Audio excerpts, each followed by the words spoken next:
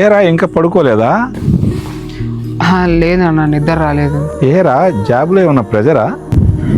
నాకు ఈ జాబే ప్రెజర్ నాన్న.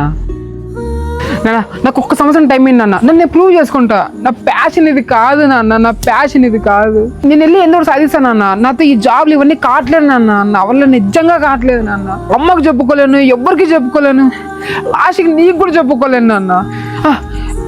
ఓ పని చేయండి, మీరు ఎట్లా జాబ్ పోతారు కదా, మీరు ఫ్యామిలీని చూసుకోండి.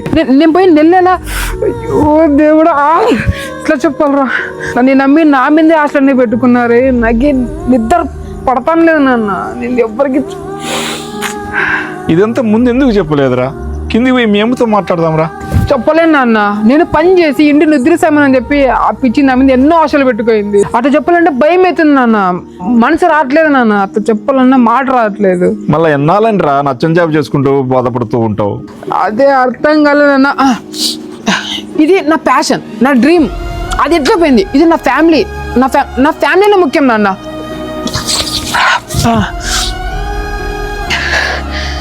మనసు చాలా భారంగా ఉంది నాన్న. ఎవ్వరికి చెప్పుకోలేకపోతున్నా, సొంత ఫ్యామిలీ చెప్పుకోలేకపోతున్నా. పిచ్చి పిచ్చి పిచ్చి. కానీ ఫ్యామిలీ ఇంపార్టెంట్ అన్న. ఇదంతా అమ్మకి చెప్పకండి నాన్న. నేనేం చెప్పలేదు, మీరేం వినలేదు. మీరేం వినలేదని చెప్పండి నాన్న. అమ్మ నేను జాబ్ చేస్తే హ్యాపీగా ఉన్నాను అనుకుంటుంది. ఆమెను అట్లనే ఉండిద్దాం, అట్లనే ఉండండి. మళ్ళీ ఎందుకు నన్ను నా గురించి అమ్మాయి చెప్పి బాధ పెట్టేది?